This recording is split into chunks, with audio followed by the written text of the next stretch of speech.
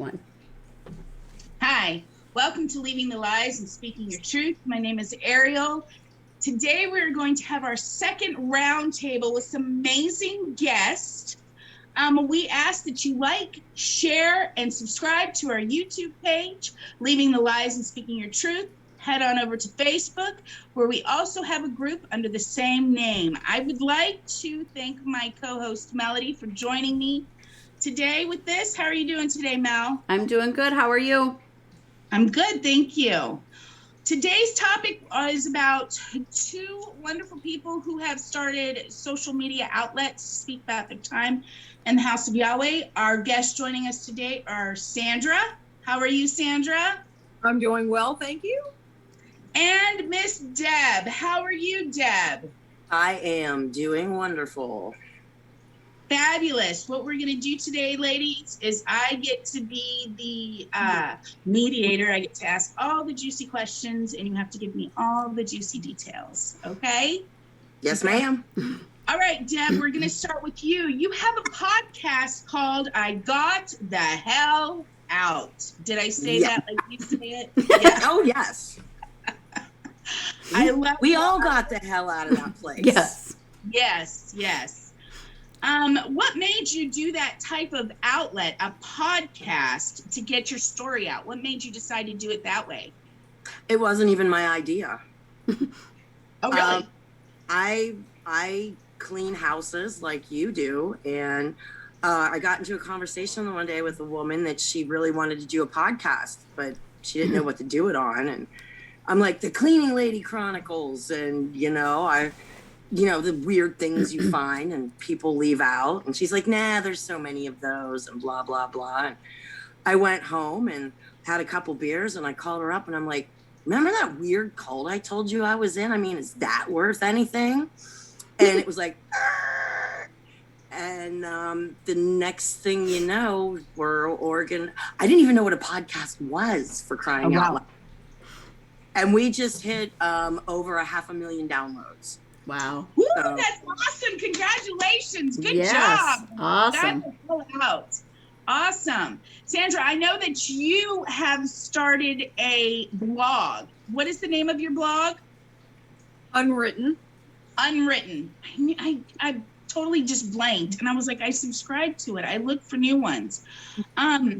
What made you start that type of outlet on your time in the cult? What made you start a blog? Mostly in the beginning, and it still is, to get to be healing to me, like to just write feelings and what was I've been feeling like I really needed to just have an outlet, so I just started writing because I was always better at writing, I felt like, than talking. And so I started that, and then it kind of turned into an outlet for me. And then also I guess my hope is to reach people who were struggling like all of us, to know that there is life outside of the cult. Yes. Yep.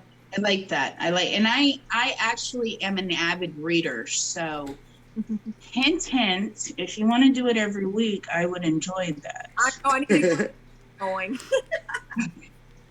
And Melody, I mean, I've never heard your story, Mel. What made you actually do a YouTube channel on your time in the cult? Well, what was that? Well, okay, I'm going to go back just a little bit and say that first I started the support group for ex-members. And that really came because I remember when when Facebook started, and I found my first couple of ex-House of Yahweh members, I would scour their friends list, yes. Who else do I know that's on their friends list that was in the House of Yahweh? Can I find any of my other friends on there? And I was like, there's got to be an easier way for us to find each other, because this is kind of crazy, stalking everybody's friends list. So then I created the Remember the Love group. And then as far as the YouTube channel goes, and obviously we did this together, it really started from you, obviously, doing the Facebook Live. And then you did your Facebook Live. And then my mom called me and she's like, have you seen Autumn's Facebook Live? And I'm like, no, I haven't. She's like, you need to go on there and watch it. And so I did. And then I called you. And then from there we had the conversation, and here we are. All right. I love it. I love that, Mel, that you were so inspired. I was definitely. All I love. because I wrote a post that this was a lot easier than being in a cult. Oh yes. Yeah. Everybody was like, wait, what? All right, Sandra, I'm gonna put you on the spot with this question. Mhm. What was your inspiration for coming out publicly about being in a cult? What was my inspiration? Ooh, that's a hard one. I think mostly healing as far as like emotionally, but also because my son is still there. And my grandson, who I was very, very, very close to. So I guess in a way, hoping that when he gets old enough, he'll see things that I wrote about, maybe seek me out. And then also, really, I want, because of him and the fact of that I think he's 12 now. I worry about these young men and women coming out of the House of Yahweh or any cult and adjusting to life outside. I mean, I was 50 and it was a hard road for me to adjust after 28 years. So I worry about these young teens that are coming out that grew up there. And I think that they're having a hard time adjusting socially. So that was a big thing that keeps me going with writing it. Oh, definitely. I love that answer. Mm-hmm. Deb, what inspired you to come out as openly and as honestly as you do on your podcast? Because I thought nobody would ever listen in a million years. Wrong.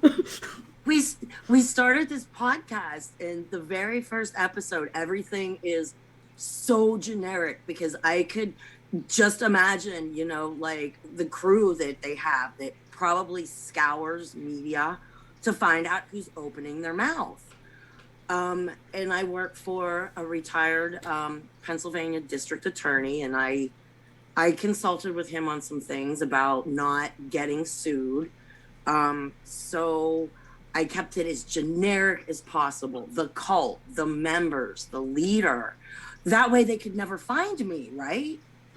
And Wrong. Then, well, no, it was crazy because Laura started trading promos with other, mostly true crime podcasts. Okay. So we could give each other exposure. And it just so happens that, I can't say this on mine. Well, I've alluded to it. But one of the local law enforcement actually listened to that podcast, that true crime podcast, and listened to our promo and decided to give it a whirl because, they got a crazy cult right up the road. And within 10 or 15 minutes, he realized of listening to the first episode he listened to that, holy shit, she's talking about the House of Yahweh.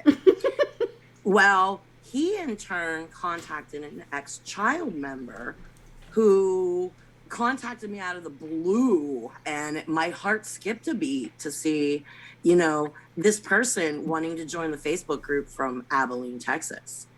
And I actually contacted her before I let her in, and she told me how she found the podcast. And that was episode number 22 they found me on. Wow. By chance. By freaking chance, they found me doing this, and they were not happy. The thing is, she contacted me, and literally 2 other people contacted me within a couple of days to let me know that the cult was not happy with what I was doing.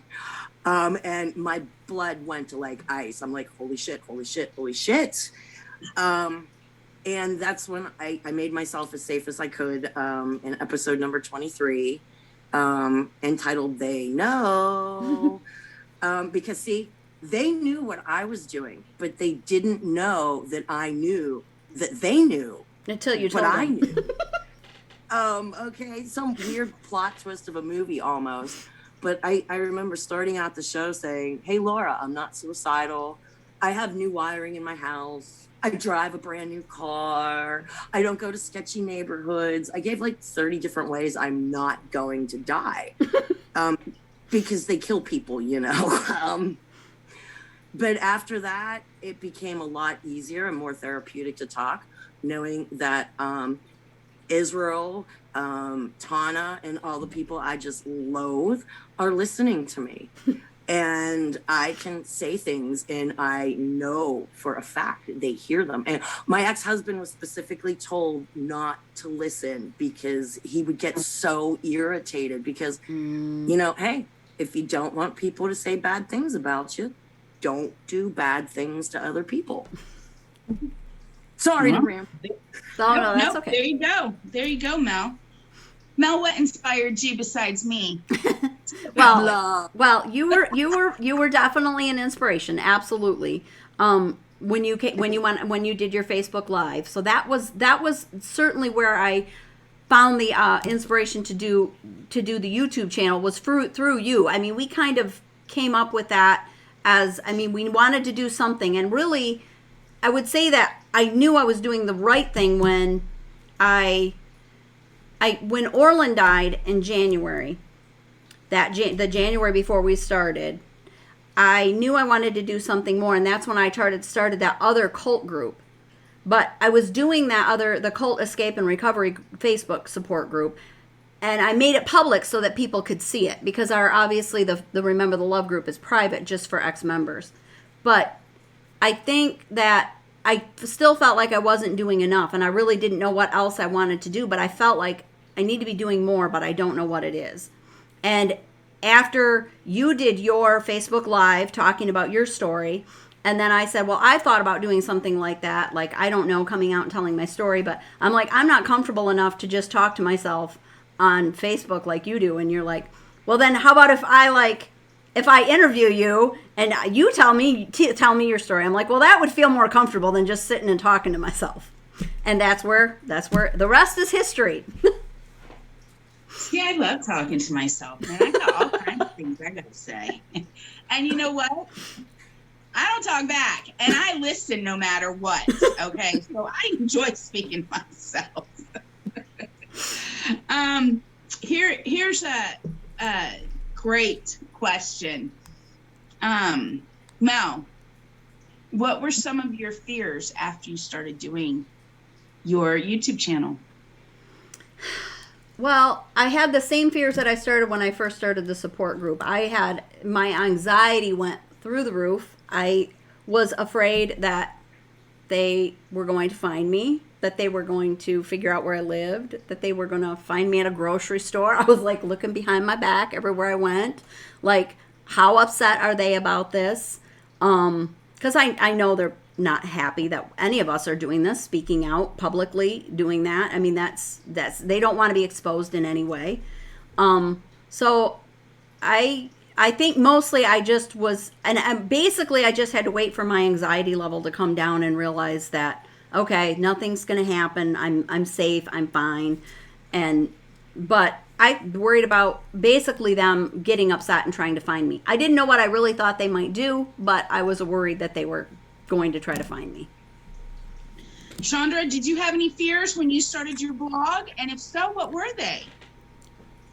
You know, I don't think I did, only because, you know, when I came out, yeah, I was a head judge and I did the spying. So I knew that they watched people who had left. I knew their tactics. I know a lot. Right. And I kept my Facebook open for that purpose, because I wanted everyone to see. I didn't care who saw that, yes, I'm living a life. I didn't fade away when I left. And I don't know, I guess I know that they do dirty things. I do know that. I guess because I feel like after all those years I'm living, so if they want to try to do something, go ahead. I know a lot more than I say out publicly. I wish there was ways I could do more as far as legality, because I do know things, and I know, you know, when we were going through all that, I mean, I got sued while I was there, And so I know the lies and the things, but I feel like my little bit, if it can help anybody, just leave. I feel like the House of Yahweh, a lot has come against them, but they still go on. And there's people there, sometimes I watch some of the videos that they post just to see if I can catch a glimpse of my son and my grandson. Right. And the people are there and they still worship YH. They're still blindsided. They devote their lives the way that we all used to devote our lives. So, I mean, you're not going to turn them, you're not going to turn them until their eyes open. Yep. So it's like, I'm going to open my Facebook page. I want everybody to see. They can talk about me because I know they do. I used to. I mean, it's funny sometimes when I think about the things I did thinking it was righteousness and how foolish it really was to watch people who had left and how they just went on to live their lives. Right. I have to say, I didn't have a fear that something would be done to me per se. My fear was that I would be judged on who I was while I was in there, and the things that I did while I was in there, and the things I did right after I got out, because I didn't know who I was once I got out. And I made some stupid choices in and out. I made some really stupid choices. But you know what? They're choices that I would make all over again, to be quite honest with you. I mean, I have my youngest daughter because of a choice I made to prove a point. That was my fear. My biggest fear was these people are going to go, seriously, Autumn's going to sit here and be like, you're trying to help people, but we know the real you. And I just thought to myself, oh my gosh, I don't think I can do this. As a matter of fact, we were a couple of episodes in when something took place, a rumor, and Mel was like, what? And I was like, this is some of the things they were saying that I did that I didn't really do, blah, blah, blah, blah, blah. And Mel was like, oh my God, but I just thought to myself, that's not who I am today. And I'm going to continue pushing forward. And I just got to tell you guys, that was my biggest fear, is getting judged on who I was then, not who I am now. Poor Mel. I mean, shoot, I owe her therapy money. You guys don't see behind the scenes what this woman goes through with me. Deb, I know you voiced some of your fears, but do you still have fears being out publicly, especially doing this where they can see your face and know? Because they are watching this show, I can tell you that. I know, they can't get enough of all of us. Do you know that? And I love the fact that especially everybody who they listen. I can't say the name, but one of Little Man's daughters has tried to get into the Facebook group, has personally texted me trying to be deceivious to get information and shit. But Mel, you voiced it perfectly about the fears of looking over your shoulder. They want to kill you. I mean, when I left, Robert Moshe was the head of security, and I remember being in Walmart, and I'm looking at a canned good for something, and somebody was invading my personal space, and it was Robert Moshe. And I looked over to see who was invading my personal space, and I'm like, Robert. And he's like, look forward, don't say a word. And, you just come out of the cult, and you're like obedient. And all he said was, you remember David Richardson? Don't you open your mouth and you won't end up like him. And they had David Richardson killed. We're not going to discuss that. But David Richardson was one of the first ones of us who spoke out. And I tried to forget everything for so many years. And then, wait, was this when you were still in Abilene? Oh yeah, I was forced to spend 5 more years there. Okay, so you were still in Abilene at this time. So this was before you spoke out. Okay. Yeah. I mean, my father-in-law was Charlie Palmer. Jackie did the books. I mean, Kenny was, best friends with Yedidiot, for crying out loud. I know a lot of stuff, and just like all y'all, I don't say everything I know because I don't want certain people hurt. I don't want certain people to die. I mean, we all know shit. And Sandra put it perfectly about you get to a point that you don't care anymore. And with the podcast, that's after episode 23, that they know what I'm doing. It's kind of fun to needle them with shit. Do you know how much fun I had letting little man know that there was period juice in all of his 10 pounds of freaking chocolate for every feast 3 times a year? And I did apologize to any members that went through his doors and he gave away chocolate to. So, does that answer your question? You've stunned us to silence as we're all recalling that episode. What episode did you speak about that? Do you remember offhand? I have no idea, but just the fact that little man knows I put special period juice in his 10 fucking pound box of chocolate 3 times a year for him. Autumn, how many of those did you or you idiot get when you waltzed through his office? Now keep in mind, Autumn was never invited into that office, Yedidia or Yes Rolls. Okay, so you keep that in mind. Okay, so you didn't get any special chocolates, right? Sandra doesn't want to think about it. She's like, I don't care. Sandra, did you or did your husband bring home any of the special chocolates for you during that time? Remember? I don't want to remember. She doesn't care. She doesn't care. Because I know Karina started making her own chocolate around that point in time too, right before I left. So I don't think hers had the special ingredient. I'm done. I love you, Deb. I got the hell out as a podcast. Search around, listen to the episodes from 23 on, and you guys will figure out what she's talking about. I have to say this. I have to add this in before I go into the last question. Each and every one of you played a part in my life when I was there and when I left. And I never held any ill will towards any of you guys while I was there or when I left. You were actually, both Deb and Sandra, sorry Mel, we were best friends. Oh, you yeah. didn't, We're good. you didn't influence me at all. No, you both actually influenced me, and I remember great things. And Deb, I have to say, you sent me a message.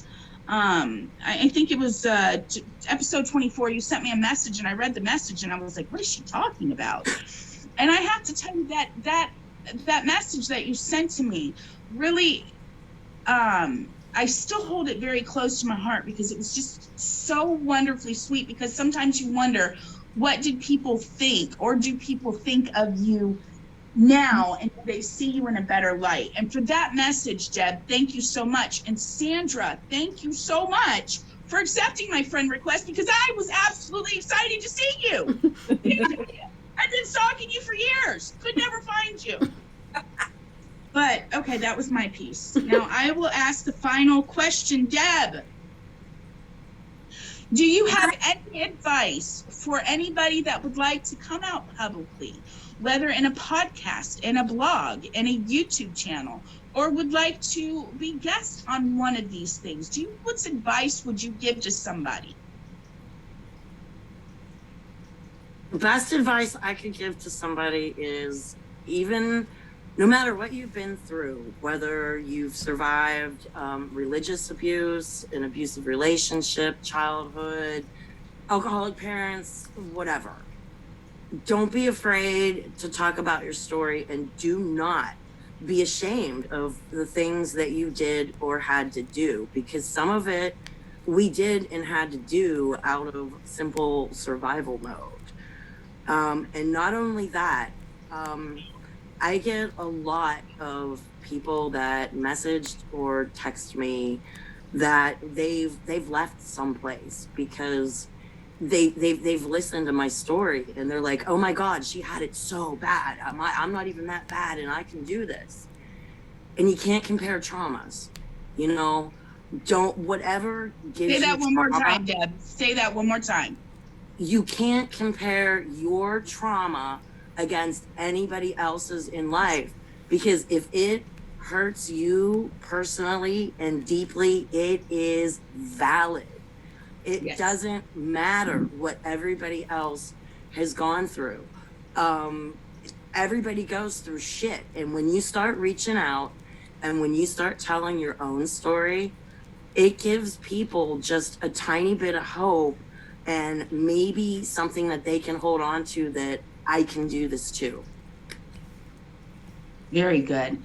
Sandra, I can't wait to hear what you have to say. You're such a quiet soul, but to me, you have so much knowledge. So you've talked so much during this interview. I just need you to hold back just a little bit, okay?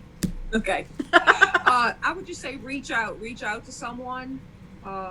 Thankfully, I had met someone, so I was able to come home to my family.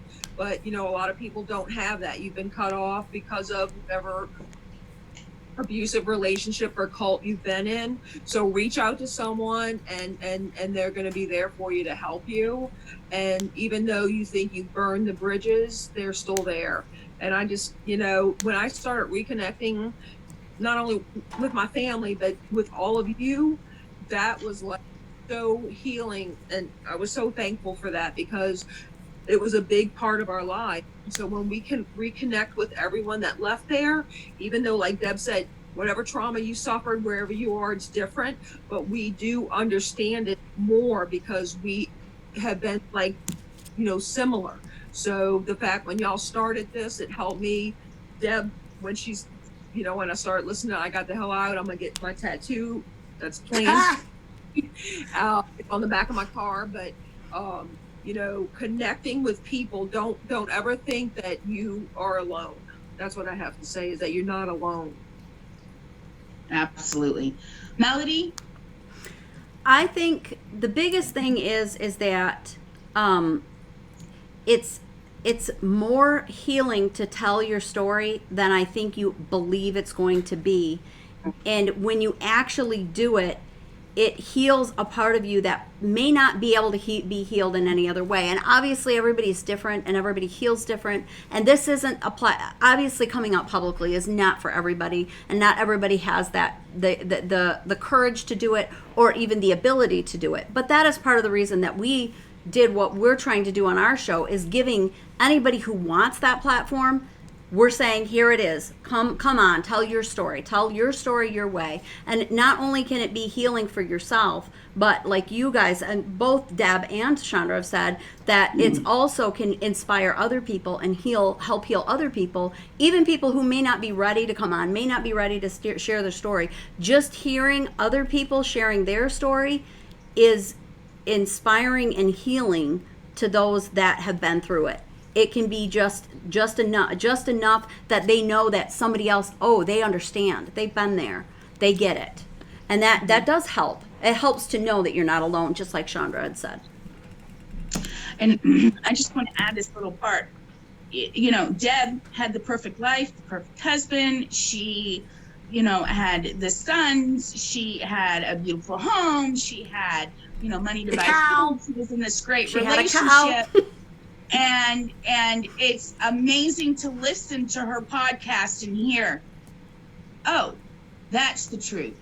Here was Sandra, an elder's wife, deaconess, head judge, teacher. Everybody loved her. Life was perfect. She smiled. She laughed. She was happy-go-lucky with everything. And to read her Unwritten and to hear her testimony, for somebody like me who has been out for 22 years, I have to tell you, I am the most emotional person there is. So bear with me. But I have to tell you, it is so healing for me to hear y'all's stories, to know that I wasn't alone, and to know that today I'm not alone in the trauma and the memories and the hurt and the forgiving that I'm having to learn of myself.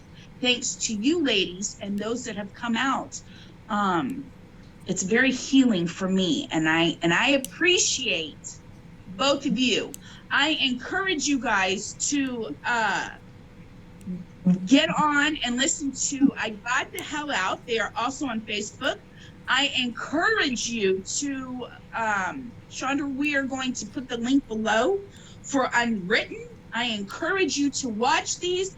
And most of all, I encourage you to please like, share, and subscribe to our YouTube channel, Leaving the Lies and Speaking Your Truth. Ladies, Sandra and Deb, I cannot thank you enough for coming on, doing this roundtable with us, and especially for being an inspiration for me whenever I need it. Thank you. Thank you. And Thank you, ladies. Love you guys. Yep, love you too.